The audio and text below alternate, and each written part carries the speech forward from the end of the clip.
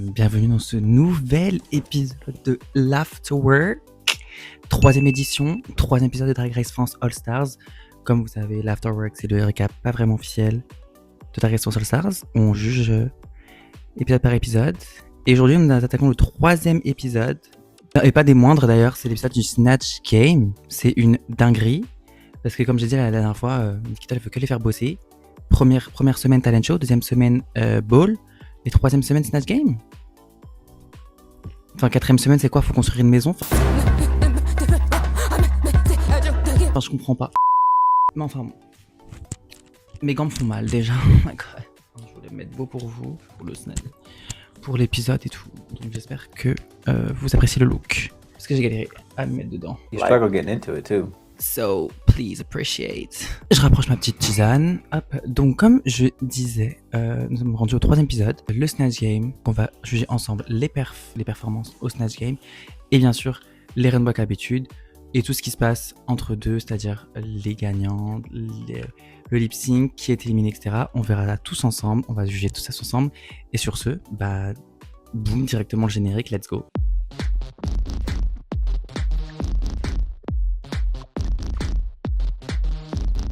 Donc la semaine dernière, comme dans tous les débuts d'épisodes, les queens reviennent dans la workroom. Après le départ de cette fois-ci, la première queen de la saison qui est partie, qui était Magnetica, qui est partie durant le ball. Which I don't practically agree. Je ne suis pas le seigneur, je ne peux pas changer les choses. Donc bon,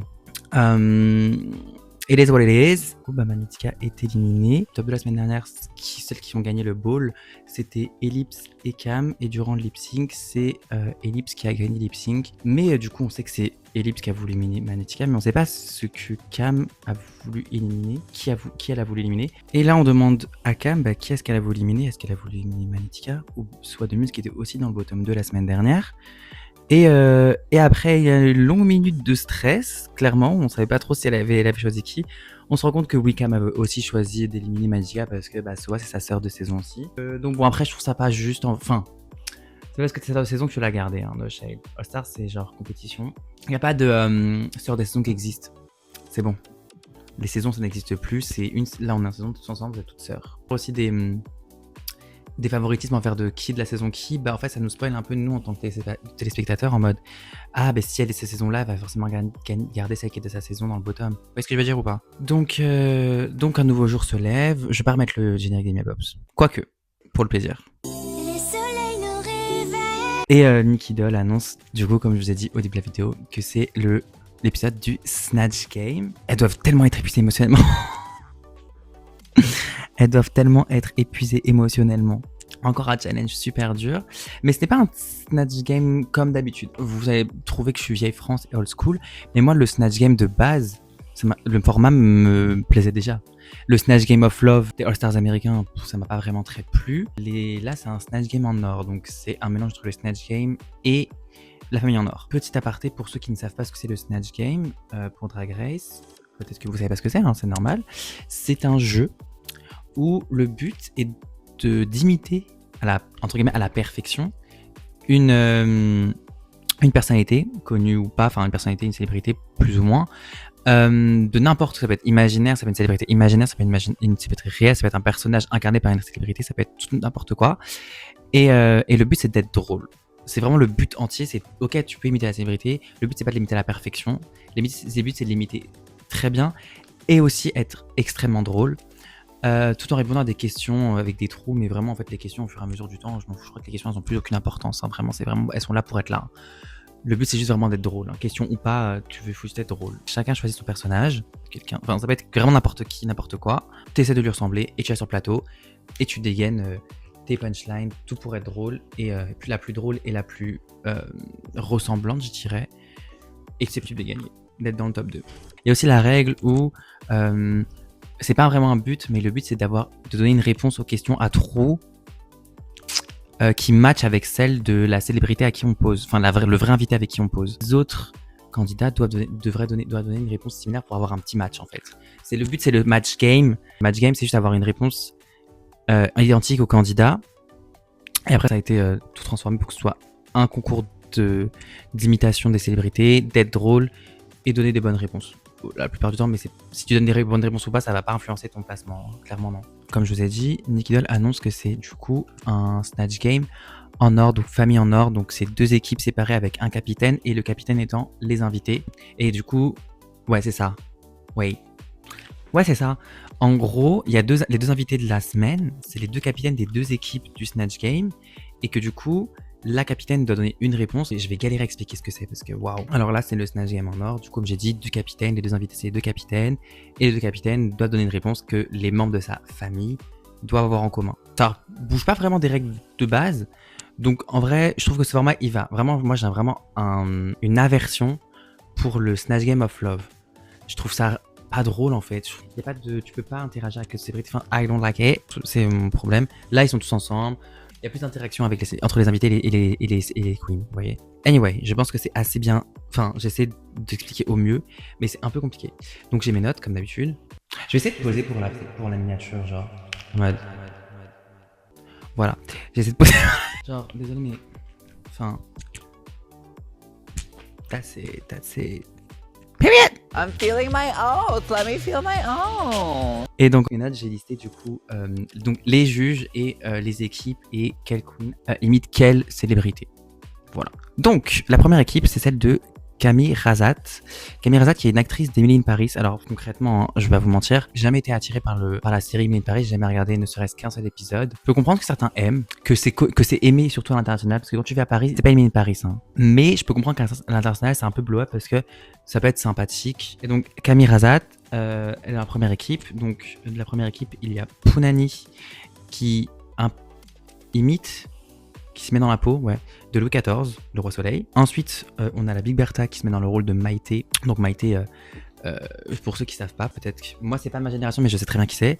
C'est une espèce de cuisinière de télévision qui fait des recettes à la télévision sur France 2, France 3. Enfin à l'époque c'était, je sais pas comment ça s'appelait, mais dans les années 80-90 si je me trompe pas, une cuisinière très connue, une cuisinière de plats bien typiques français, avec une très forte personnalité. C'est ça pour ça que les gens l'aimaient vraiment la regarder. Elle avait ce truc qui fait qu'elle était connue parce que les gens la regardaient. On la regardait vraiment plus pour ses recettes au final.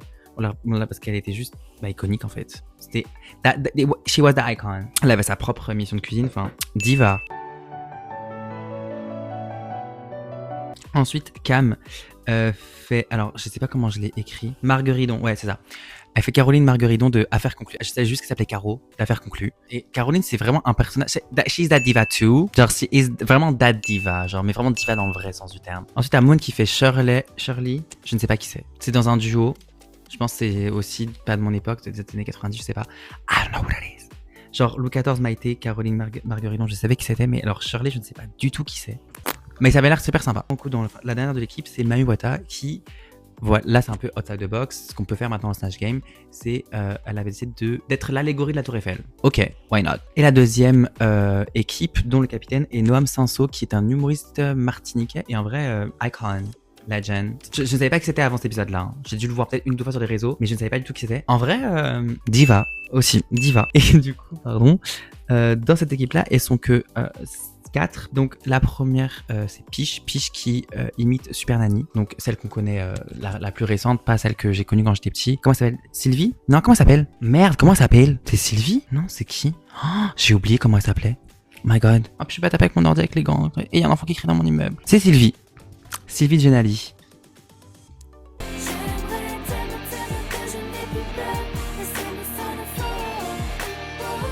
Sylvie Genali, ouais, du coup. Genali, sans mauvais jeu de mots. Ensuite, la deuxième après Piche dans l'équipe de Noam Sanso, c'est Ellipse qui imite Mélanie Laurent, donc actrice, réalisatrice, je crois. Je connais le nom, Mélanie Laurent. Je peux pas vous citer un film d'elle, je sais que Mélanie Laurent, j'ai toujours entendu ce nom de la part de mes parents, etc., mais je ne sais pas du tout qui c'est. Enfin, je sais pas du tout quel film elle a fait. Sachant que Ellipse avait très bien fait son Snatch Game de sa saison, saison 1. Elle avait fait Chantal là-dessous et c'était juste iconique. C'était parfait, 10 sur 10. Donc à voir ce qu'elle peut faire avec Mélanie Laurent. Ensuite, Soa Dumus qui fait Jacques de Question pour un champion. Grossière erreur pour le coup, grossière erreur parce que en gros, j'ai chaud ça. Pardon, j'ai chaud. J'ai juste trop chaud en fait là. Et en gros, en fait, faut éviter de prendre un personnage qui est rattaché qu'une seule référence connue, parce que ça peut être vite dépassé, ça peut être vite devenir boring, de dire tout le temps c'est la merde, non, c'est la merde, c'est la merde. En fait, quand vous prenez un personnage à une seule référence et pas un personnage à part entière qui a vraiment une attitude, etc. Bah, bonne chance. Donc, c'est risqué à voir. Et ensuite, la dernière de cette équipe de Madame Cinceau, c'est Misty Phoenix qui imite du coup Dorothée, du club Dorothée. Tout le monde connaît Dorothée. Enfin, c'est pas ma génération, mais c'est les générations de mes parents. C'est très très connu, je pense, c'est monument français, de la culture française, je pense. Pour le coup, Dorothée, club Dorothée, on sait qui c'est. Enfin, genre, les seuls trucs que je connais de mes parents, c'est Hélène et les garçons et Dorothée. C'était toujours les deux ensemble. Donc ok. Donc le 5e se passe, etc. Je vais pas épiloguer non plus sur les performances, parce que je pense non plus que l'épisode ne dure encore 40 minutes. J'essaie de raccourcir les choses, etc. Et d'aller à l'essentiel. Pour le coup, ma préférée du Snatch Game, c'est la Big Bertha Maïté. C'était drôle et réaliste. C'est comme si t'avais la vraie Maïté devant toi. La voix était là, les expressions sont là, l'accent. J'ai adoré. Pour moi, mon top 2, c'était Dorothée, donc Misty Phoenix qui imitait Dorothée et la Big Bertha qui imitait Maïté. C'est mon top 2 Snatch Game. C'était excellent. Ensuite, Mélanie Laurent, c'était pas assez creusé, mais c'était très bon. Mais je pense que Mélanie Laurent n'était pas un personnage assez drôle, contrairement à par exemple, Chantal Latsou, comme j'ai dit, ou par contrairement à Maïté ou Dorothée. Mais l'imitation était très bonne. Parce qu'après, oui, j'ai regardé des vidéos de Mélanie Laurent en interview, etc. Et oui, Ips l'a extrêmement bien imité pour le coup. Et après, Cam et Caro, là, qui a fait imiter Caro de l'affaire conclue, je trouvais ça drôle aussi. Hein. Désolé, ça m'a plu aussi. Après, peut-être que je me centre trop sur le réalisme de l'imitation et pas sur le fait que ce soit drôle. Je trouve qu'elle s'est grave améliorée, elle s'est grave remontée les bretelles par rapport à son Snatch Game la saison 1 où elle avait fait Mireille Mathieu. Donc là, Mireille Mathieu, c'était vraiment dead in the coffin, genre vraiment mort dans le cercueil, mort dans le film. Il y a une claire amélioration. Super Nanny, ouais. Pounani qui fait le 14, Moon qui fait Shirley, ça a été. Mais je pense que la Tour Eiffel, Jacques, de Question pour un champion, c'est un peu flop pour moi. En plus, je trouve ça trop dommage parce que de la part de... En vrai, c'était drôle, mais c'est juste Mami Wata en gris, en fait. Et c'est compliqué de... Des fois, ça peut être une chance, des fois, ça peut pas forcément être une chance d'imiter quelque chose de inerte ou quelque chose qui n'a jamais parlé, comme la Joconde, par exemple, que Jax avait fait dans la saison 15. Ouais. Quelque chose d'inerte qui n'a jamais parlé, on ne sait pas qui c'est. C'est une aubaine comme une malédiction. Et Soa, pour le coup, c'était le Jacques... C'était voie à l'échec. C'était voie à l'échec. Dès que je l'ai vu venir, je me dis c'est voie à l'échec. Le truc à ne jamais faire, c'est ne jamais prendre une personnalité qui est connue pour une seule chose. Donc ouais, mon classement en vrai, ouais, comme j'ai dit, m'a été... Et mon bottom 2 pour moi, c'est Soa et Mami. Je suis désolé, hein.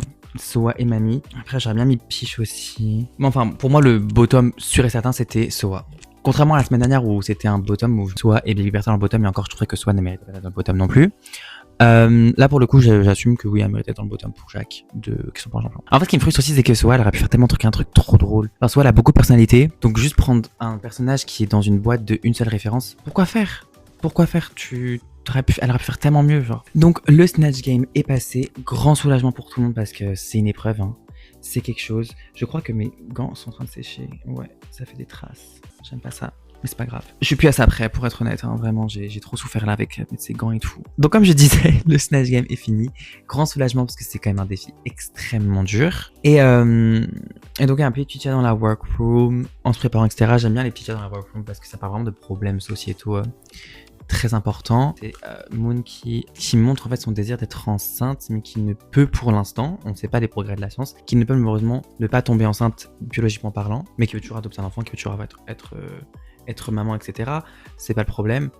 Et du coup, aussi, elle avoue qu'elle est en couple avec un homme trans, donc un couple hétérosexuel trans. En tout cas, c'est un couple hétérosexuel puisque c'est un homme et une femme. Et du coup, voilà, Moon, elle avoue, voilà, qu'être en relation, que c'est littéralement l'amour de sa vie, etc. Et ça me rend trop heureux de voir Moon heureuse en amour. C'est vraiment beau de voir ça. Et que du coup, ouais, elle parle de sa frustration du fait qu'elle ne pourra jamais porter un enfant pour l'instant. Comme j'ai dit, la science ne fait toujours des progrès, etc. Donc du coup, son renouveau, elle le tenait beaucoup à cœur. Je vais pas vous spoiler maintenant, mais c'est un runway qui m'a touché aussi. Donc après ce petit chat, du coup, c'est le moment du runway, c'est le moment du défilé, le moment que j'attends forcément, qui est dégonflé. C'est pour ça que j'ai pris des trucs un peu du latex, du cuir et tout, parce que voilà, je voulais ressembler à un pneu. Je voulais être pneumatique, c'est le but du défilé. Alors la catégorie qui était gonflée, c'est quelque chose du coup qui doit se gonfler, quelque chose de, comme j'ai dit, de pneumatique. C'est sympathique, hein. Moi j'aime bien. Un truc qui se gonfle au fur et à mesure, soit un truc déjà gonflé, soit un truc qui se gonfle au fur et à mesure de ta démarche dans le runway et tout. La catégorie, c'est compliqué, techniquement très compliqué, mais moi j'ai aimé. Moi j'ai bien aimé l'idée, c'était créatif, à voir. J'ai pas envie de forcément voir des bouées de plage, mais à voir. Et la première à passer, c'est justement Moon, donc son défilé qui m'a extrêmement touché. Donc c'est une tenue hommage à Alexander McQueen, un de mes créateurs préférés. Je crois que c'est mon top Il est dans mon top 5 de mes créateurs préférés. D'ailleurs, cette tenue-là, elle a servi aussi d'inspiration au Met Gala de Lana Del Rey dans Beauté endormie, un truc comme ça. Sleeping... Ouais, c'est ça, Sleeping Beauties. C'était ça, hein, je crois, le thème du Met Gala de 2024. Et en fait, c'était un ventre découvert qui gonfle et qui gonfle et qui gonfle. C'est ça, du coup, la partie gonfle du runway. Et waouh. En fait, là, j'en ai des frissons. Je revois le runway, j'ai les larmes au bord des yeux et les frissons. C'est puissant. C'est puissant. Enfin, ça coche toutes les cases. Ça coche le thème, ça coche le côté fashion. Et il y a même un côté émotionnel et personnel à ça. Genre, waouh, j'ai des frissons. J'ai des frissons vraiment, carrément, ça me touche. Enfin bon. Ouais, j'avoue, je suis censé faire des vidéos for fun. Et là c'est pas triste. Je suis désolé. Mais bon, qu'est-ce que je vous dise? On est ensemble et on partage nos émotions ensemble. La deuxième à passer, c'est Soie de Muse. Avec un look un peu plage, vraiment bouée gonflable, j'allais dire bouée gonflable pas du tout. Donc avec des matériaux du coup compliqués à coudre, donc je peux comprendre que techniquement c'était compliqué à faire, mais j'ai pas aimé.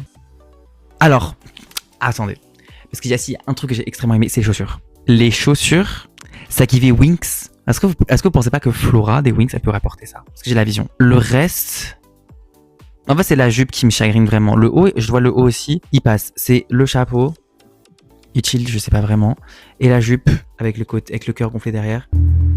Mais c'est pas mon préféré. Mais gros coup de cœur pour les chaussures. Par contre, gros cœur pour les chaussures. I want them. I don't want them. Mais c'est pas mon style. Enfin, c'est pas mes couleurs. Mais les chaussures sont tarpin canon, genre. La troisième à passer, après Soie de Muse, c'est Misty Phoenix en Popeye, pareil. Super inventif. Donc Popeye, est-ce que j'ai besoin de vous expliquer qui est Popeye quand même? Bon, je vais le dire quand même. C'est un personnage de BD. Personnage de BD cartoon très ancien, je pourrais pas vous dire la décennie, mais c'est très vieux. Donc oui, du coup Popeye qui est un personnage de cartoon / bande dessinée, je sais pas trop, mais moi j'ai le cartoon en tête, qui est fan d'épinards et qui, alors je sais pas si c'est en mangeant les épinards ou c'est juste dans sa nature à lui, qui devient extrêmement fort. Et il a une force surnaturelle, il est fan d'épinards et tout, et du coup ce qui est fun avec le runway de Misty, c'est que déjà la référence est super mimes, et de deux, bah du coup le thé gonflé, en fait ça a fait gonfler les biceps avec un rendu du coup musclé et tout. Moi j'ai bien aimé. C'est pas mon préféré, mais c'était vraiment le Popeye dragifié. Et moi j'ai bien aimé, j'ai trouvé ça fun, bien recherché. La crème à passer, pardon. Après, Misty Phoenix, c'est la Liberta. Donc au début, on comprend pas trop.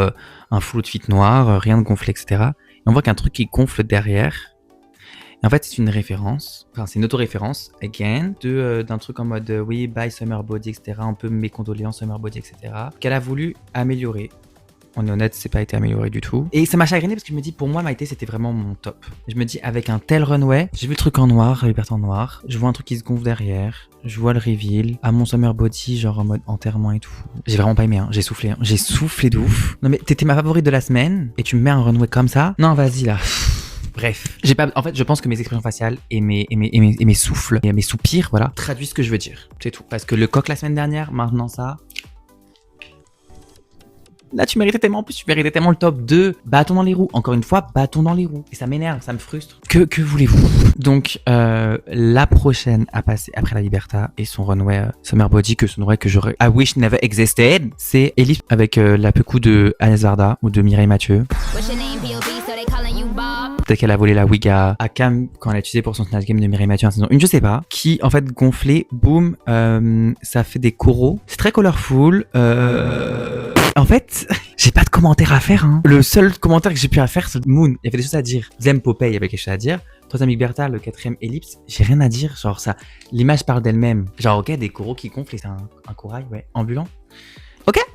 Ok, c'est pas mon préféré d'Ellipse, hein. C'est pas mon préféré d'Ellipse. Le message derrière est super sympa par contre. Le message environnemental derrière est super sympathique. Il y aura toujours un message derrière dans les runways d'Ellipse. Donc ça c'est super cool, un message d'importance publique. Mais du coup je passe ensuite directement à Mami Wata. Merci. Parce que je sais que vous êtes en train de commencer à vous endormir derrière votre écran. Et en fait Mami Wata elle arrive, merci, avec un full ensemble latex. Oui. Vous allez comprendre que je vais aimer un peu sex doll, face skinny aussi, encore une fois. Moi, j'aime bien les face skinny. Je trouve ça très, très esthétique. Avec la petite pompe à gonfler pour gonfler le bas de sa jupe, etc. Donc, le full latex en noir avec des trucs à gonfler beige. Moi, j'ai adoré. J'ai adoré la coupe de la robe en latex, très jolie. Le latex et tout ce qui est gonflable, je viens préciser quand même, c'est très, très compliqué à coudre. C'est très compliqué à mettre sur un vêtement.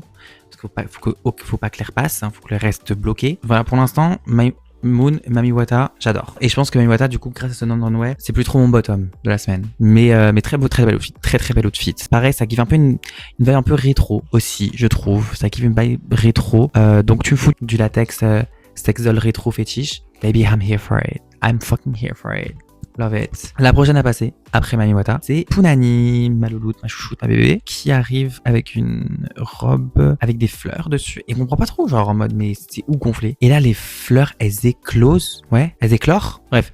Elle s'ouvre comme ça, de manière super naturelle, un mouvement super naturel et tout. Love it. J'ai adoré. J'ai adoré parce que techniquement, c'était parfait. Et la robe, j'ai trop aimé. Pas besoin de faire 3 tonnes. Si le truc, il marche et le truc est beau, go for it. Quand je vois les... Enfin, je trouve que voilà, c'est pas le meilleur runway de la saison. Je crois même que c'est un des pires. Donc en vrai, du coup, je pense que par comparaison, je trouve que celui de Punani passe. Le très beau et ça change en termes de palette de couleurs. Mais j'ai beaucoup aimé. J'ai beaucoup aimé. La prochaine, c'est Cam. Donc dès qu'elle a passé la porte, j'ai compris. C'est du coup Sailor Moon généré en IA d'une manière punk fétiche latex, qui avait fait beaucoup le tour sur Twitter. Comme pareil la princesse Peach qui est en rave party et tout. Cette image générée de Sailor Moon, j'en suis fan.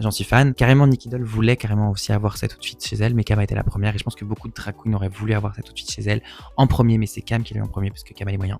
Désolé. Le voir en vrai à 100% accurate, genre incroyable. La lune qui se gonfle derrière, qui est du coup le seul un peu aspect gonflé, je vais pas vous mentir. Elle a voulu faire ce qu'elle voulait avec la touche gonflée, c'est la lune derrière. Parfait, perfection. Moon et Cam, pardon, sont à égalité. Et juste en dessous, en deuxième position, t'as Mami et Punani en deuxième position aussi qui se disputent la deuxième place. Le reste, voilà. La queen à passer après Cam, c'est Peach en Obélix. Je peux pas faire de critique mauvaise sur le look de Peach parce que du coup, genre, j'ai quand même dit que c'était fun de la part de Misty d'avoir fait Popeye. En revanche, Pégase, le vrai rubber. Ouais. Bon, après le problème avec les trucs comme ça de référence de cartoon, de trucs imaginaires, donc Popeye, Obélix. Après, je trouve que l'Obélix de Peach était assez bien réalisé. Qui s'est gonflé, du coup, le ventre s'est gonflé entre guillemets.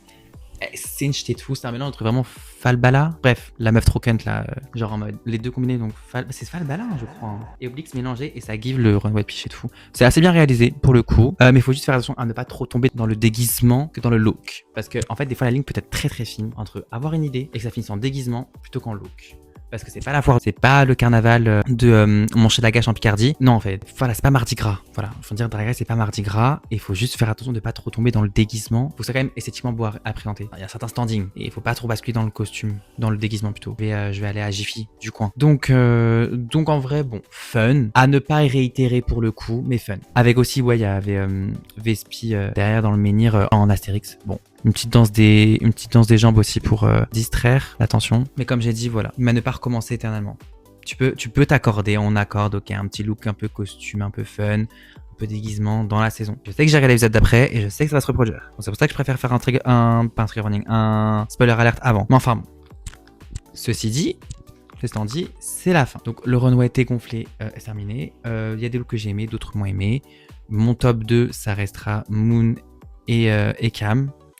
Et juste en dessous, Mami et Punani. Le reste, c'était mid, voire très mauvais. Mais je tiens quand même à préciser quand même que c'est pas forcément une catégorie facile, comme je l'ai dit, de mettre sur un vêtement un truc pneumatique, ne pas le crever pendant le transport. C'est très dur. C'est techniquement très très dur. Donc aussi, voilà, c'est pas que du tissu, c'est pas vraiment plus facile à faire. Donc je mets ça un petit peu aussi au coin de ma tête en mode Evan, sois pas trop dur avec les looks non plus. Parce que bon, mais je pense que c'est trop tard. Désolé. Pendant les critiques des juges et tout, Moon raconte cette histoire du coup derrière son look qui a touché énormément de personnes. Le fait d'être une maman, l'instinct maternel, l'envie de procréer, l'envie de porter un enfant, porter la vie, etc. Ça fait aussi partie d'être une femme et ne pas pouvoir encore ressentir ce merveilleux sentiment pour le coup, ça peut être extrêmement frustrant. Donc je comprends l'aspect thérapeutique de Moon dans son runway et ça m'a beaucoup touché. Vraiment, je pense émotionnellement, c'est le runway qui m'a le plus touché dans la saison. Et Moon, c'est quelqu'un qui me touche de base. Sa sensibilité. Désolé, mais il était hors de question que j'arrête et que je fasse un deuxième tournage pour la vidéo avec tout l'effort que j'ai mis dans l'outfit alors que j'étais presque rendu à la fin. Donc au niveau des placements, je rappelle que Moon était safe, que Ellipse était aussi safe. J'aurais dû noter les placements comme ça parce que du coup Ellipse et Moon sont safe d'office. Donc il reste en termes de jugement Peach, Soa, Misty, Punani, Bertha Cam et Mamie. Donc on commence à comprendre avec les tenues, avec les critiques et avec les tenues qui commencent à se démarquer dans le bon sens du terme et dans le mauvais sens du terme. Et donc en fait c'est la première fois de la saison d'ailleurs que Mami Wata elle floppe un peu. La barre est tellement haute dans toute la saison, soit en termes des challenges, soit en termes du cast. Mami Wata et Peach en fait elles craquent parce qu'en fait elles estiment s'être auto-déçues. C'est parce que t'as flop un challenge que en fait t'es nul. En fait l'église au milieu du village. Si t'es dans le cast c'est pour une raison. C'est parce que tu flop un des challenges les plus durs de toute la franchise que t'es nul en fait. Ça arrive d'échouer. Et donc du coup c'est un peu dur ces délibérations. Tout le monde se met la pression en fait pour gagner, pour être la meilleure, et en fait il n'y a même plus place en fait à l'erreur. Et mentalement c'est compliqué en fait de continuer cette saison. Ça fait 3 semaines, des challenges tellement durs, elles se mettent toute la pression et que c'est pas bon en fait. Ça va avoir un moment donné, ça va empoisonner en fait le plaisir d'être dans l'émission, et ça va aussi impacter leur performance en fait littéralement dans l'émission. Puis nous aussi on va plus avoir le fun en fait si c'est toujours être la meilleure. En fait il est passé où le fun? Donc après cette délibération-là, on apprend que le top 2 de la semaine, c'est Pounani qui a imité du coup 14. A priori, beaucoup ont aimé. Ok, je souhaite, je viens de vous dire. Et le deuxième, évidemment, c'était Missy Phoenix en imitant Dorothée, du club Dorothée. Donc là, c'était évident que Missy Phoenix soit dans le top.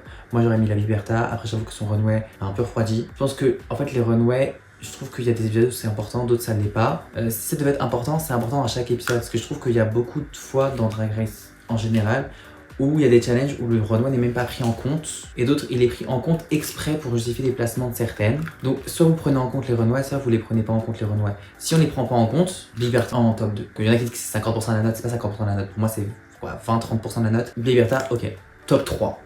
Et du coup le placement de Pounani est justifié. Ceci étant dit, Misty est dans le top, moi ça me va, Pounani n'a pas fait un travail de merde non plus. Si on compte le Snatch Game et le runway, forcément le classement fait que Pounani est dans le top 2. Et malheureusement, le bottom 2, c'est Cam, dans le rôle de Caroline. J'arrive jamais à retenir son nom de famille.